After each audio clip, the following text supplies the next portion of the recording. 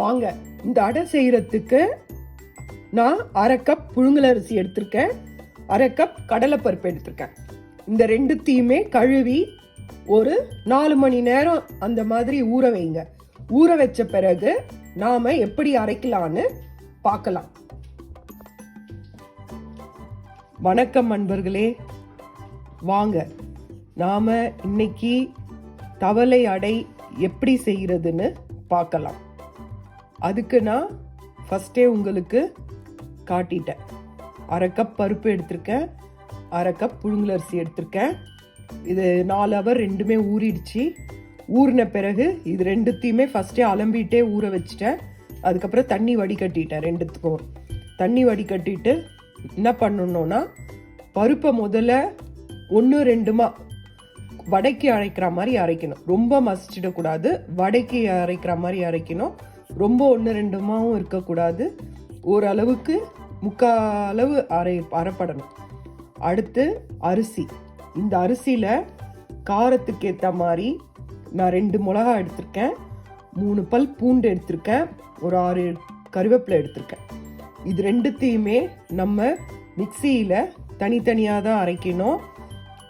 இதுக்கு கடலைப்பருப்புக்கு தண்ணி விடாமல் அரைக்கணும், ஏன்னா அது மசிஞ்சிடும். அரிசிக்கு மட்டும் ஒரு 1/4 கிளாஸ் தண்ணி தேவைப்படும். அது ரெண்டுத்தையும் நான் அரைச்சிட்டு வந்து உங்களுக்கு காட்டுறேன். பாருங்க, ஊற வச்ச கடலைப்பருப்பை நான் இந்த மாதிரி தண்ணி இல்லாமல் அரைச்சி எடுத்துக்கிட்டேன். இந்த பக்குவத்துக்கு நம்ம எடுத்துக்கணும். அங்கங்க 1-2 பருப்பு அரைப்படாம அப்படியே இருக்கும். நிறைய இதுல இல்லை, சும்மா அங்கங்க பார்த்தீங்கன்னா தெரியும். அதுக்கப்புறம் அந்த அரிசியில மிளகா, பூண்டு, கறிவேப்பிலை இதெல்லாம் போட்டிருந்தோம் இல்லையா, அதையும் நான் அரைச்சி கொண்டு வந்துட்டேன். அதை நம்ம இந்த பட்ன ரவை இருக்கு தெரியுங்களா, அந்த மாதிரி சிறுவ அரைக்கணும். ரொம்பவும் மைய மாவு மாதிரி அரைச்சிடக்கூடாது. ஒரு 3/4 பதத்துக்கு நல்லா அந்த அரிசி நல்ல பொடியான ரவை மாதிரி அரைக்கணும். தேவையான அளவுக்கு தண்ணி சேர்க்கணும், நிறைய தண்ணி சேர்க்கக்கூடாது. அடமாவு பக்கத்தில் இருக்கணும். இப்போ நாம என்ன பண்ணுவோம்னா, இந்த பருப்புல இந்த அரைச்ச அரிசியை இதுல கலந்துருவோம். கலந்துட்டு நல்லா கலக்கி விட்டுக்கோங்க. தேவையான அளவு உப்பு சேர்த்துக்கோங்க. அதுக்கு பிறகு நம்ம இதுக்கு ஒரு தாளிப்பு இருக்கு, அந்த தாளிப்பு எப்படின்னு பார்க்கலாம். இப்போ நான் இன்னும் கூட கொஞ்சம் தண்ணி சேர்ப்பேன், ஏன்னா கெட்டியா இருக்கு. நான் இன்னும் கொஞ்சம் தண்ணி சேர்த்துட்டு உங்களுக்கு நான் காட்டுறேன். இதுக்கு நம்ம தாளிப்பு சேர்க்கலாம். வாங்க பாருங்க, நான் உப்பு சேர்த்துட்டேன். மாவு இந்த பக்குவத்தில் இருக்கணும், அவ்வளோதான். இப்போ இதில் நாம் தாளிப்பை சேர்க்கலாம். பாருங்க, தாளிக்கிறதுக்கு கடாயில் 1 ஸ்பூன் எண்ணெய் விட்டுக்கோங்க. 1 ஸ்பூன் கடுகு போட்டு அது பொரிஞ்சதும் 1 டேபிள் ஸ்பூன் உளுத்தம்பருப்பு, 1 டேபிள் ஸ்பூன் கடலைப்பருப்பு, ஒரு மிளகாவை கிள்ளி வச்சுக்கோங்க. பெருங்காயம் சேர்த்துக்கிறேன், கொஞ்சம் கறிவேப்பிலையை கிள்ளி வச்சுக்கிறேன். இதை நம்ம தாளித்து மாவில் கொட்டிடலாம். அதுக்கப்புறம் கொஞ்சம் தேங்காய் துருவலையும் இந்த மாவில் ஆட் பண்ணுங்க, நல்லாயிருக்கும். பாருங்க, நான் தாளித்து இதில் கொட்டிட்டேன். இப்போ நான் இதில் தேங்காய் சேர்க்குறேன். நான் ட்ரை கோகனட் தான் சேர்க்குறேன். நீங்கள் தேங்காய் துருவலை சேருங்க. சேர்த்துட்டு, என்கிட்ட இல்லை அதனால தான் இந்த தேங்காவை சேர்க்குறேன். சேர்த்துட்டு நல்லா கலக்கிக்கோங்க. உப்பு டேஸ்ட் பார்த்துட்டு என்ன பண்ணுங்கன்னா, வாங்க இப்போ நாம் பேனில் இது எப்படி செய்யலான்றது உங்களுக்கு காட்டுறேன். இதில் நான் இன்னும் கொஞ்சம் 1/4 டம்ளருக்கும் குறைவாக கொஞ்சம் தண்ணி விடுறேன். தண்ணி விட்டுட்டு வாங்க நான் இதை எப்படி செய்கிறேன்றதை காட்டுறேன். இப்போ பாருங்க, நான் அந்த தாளித்த கடாயிலேயே அதே எண்ணெயில் எண்ணெய் தேவைப்படும். இதில் 1/2 ஸ்பூன் எண்ணெய், தாளிப்புக்கு ஊற்றின எண்ணெய் அப்படியே இருக்குது. இதுலேயே நான் அந்த கரண்டியால் 2 கரண்டி மாவை விடுறேன், உங்களுக்கு காட்டுறேன். பாருங்கள், 2 கரண்டி மாவை விட்டுட்டேன். இதை தேய்க்கக்கூடாது.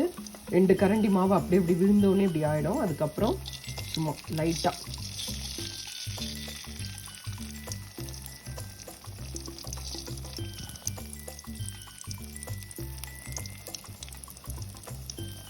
நான் அந்த தாளிச்சேன் இல்லைங்களா, அதுலேயே 1.5 ஸ்பூன் ஆயில் இருந்தது. அதே எண்ணெயை யூஸ் பண்ணி நான் அதுலேயே இதை மாவை விட்டுட்டேன். அவ்வளோதான். இந்த மாதிரி விட்டுட்டு இதுக்கேற்ற ஒரு தட்டை போட்டு மூடி வச்சிடுங்க. ஒரு 10 மினிட்ஸ் கழித்து திருப்பி போடலாம். வாங்க காட்டுறேன். பாருங்கள், இந்த மாதிரி தட்டை போட்டு மூடி வச்சிடுங்க. மூடி வச்சுட்டு அதுக்கப்புறம் 10 மினிட்ஸ் கழித்து மீடியம் ஃப்ளேமில் வைங்க. ஒரு கிச்சன் டவலால் தட்டை மெதுவாக திறந்துட்டு திருப்பி போட்டு திரும்பி ஒரு ஸ்பூன் எண்ணெய் போட்டுட்டு திரும்பி மூடி வைங்க. நல்ல முருகலான அடை நமக்கு கிடைக்கும். வாங்க உங்களுக்கு காட்டுறேன். இந்த தோசை தவாலையும் நாம் எப்படி செய்யலான்றதை காட்டுறேன். ஃபஸ்ட்டு எண்ணெய் துணியால் ஃபுல்லாக பேனை தொடச்சிக்கோங்க. அதுக்கப்புறம் இதில் 2 கரண்டி மாவை விடுங்க. மாவை விட்டு அதில் ஒரு 3-4 ஓட்டை போட்டு அந்த ஹோல்ஸில் ஆயிலை விடுங்க. இது தோசை மாதிரி நல்லா மெலிசா வரும். வாங்க காட்டுறேன். பாருங்க, இப்போ இந்த தோசை செய்கிற பேனில் நான் அடை மாவை விட்டுருக்கேன்.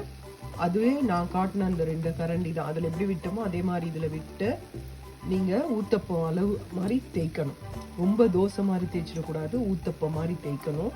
தேய்ச்சிட்டு இந்த இதுவால் நீங்கள் இந்த மாதிரி பண்ணி விட்டீங்கன்னா நாம் இதில் ஆயில் விட்டுன்னா உள்ளே அப்படியே அந்த ஆயில் இறங்கி அடியில் நல்லா ரோஸ்ட் ஆகும். வாங்க ஆயில் விடலாம். பாருங்கள், ஆயில் விட்டாச்சு.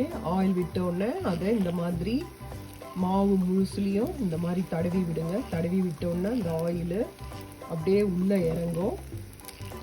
இதையுமே அந்த உங்களுக்கு அந்த அப்படியே அந்த ஓரம்லாம் கொஞ்சம் செவந்து வர்றது தெரியும். இதையுமே ஒரு 5லேருந்து ஒரு 8 நிமிஷத்துக்கு பொறுத்து திருப்புங்க. இந்த அடை மாவு வேகணும், வேகாமல் எடுக்கக்கூடாது. அதனால் நல்லா வெந்த உடனே தான் எடுக்கணும். இதுக்கு நமக்கு எண்ணெய் தேவைப்படும். அடைனாலே எண்ணெய் தேவைப்படும். அதனால் எண்ணெயை விடுங்க தேவைப்படும் போது. அதுக்கப்புறம் உங்களுக்கு சிலருக்கு தேங்காவை சின்னதாக குட்டி குட்டியாக பல்லாக கட் பண்ணி போட்டு மாவில் கலந்து சாப்பிடும் போது கடித்து சாப்பிட பிடிக்கும்னா தேங்காவை பல்லாக நறுக்கியும் போடலாம். இல்லைன்னா இந்த மாதிரி துருவின தேங்காவை போட்டிங்கன்னா அடை ரொம்ப சூப்பராக இருக்கும். நான் உங்களுக்கு திருப்பினோன்னு காட்டுறேன். பாருங்கள், இதை நான் திருப்பி போட்டாச்சு. திருப்பி போட்ட உடனே இதுக்கு மேலே திரும்பியும் ஒரு ஸ்பூன் எண்ணெய் விடுங்க.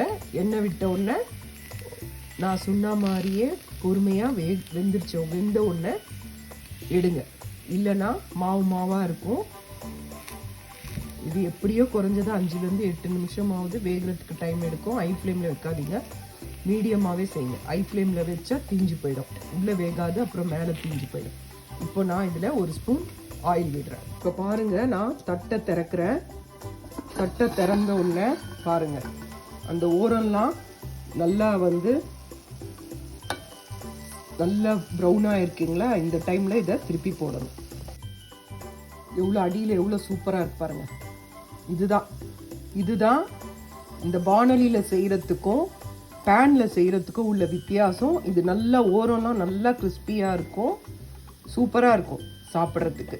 அதுக்கப்புறம் இப்போ இன்னும் ஒரு ஸ்பூன் எண்ணெய் விடுங்க. இதே மாதிரி ஒரு 5லேருந்து 8 நிமிஷம் கழித்து எடுங்க. ரொம்ப நல்லாயிருக்கும், அருமையாக இருக்கும். இது கொஞ்சம் சென்டரில் வேகாது, ஏன்னா குழியாக இருக்கிறனால. அதனால பொறுமையாக வேக விட்டு எடுங்க.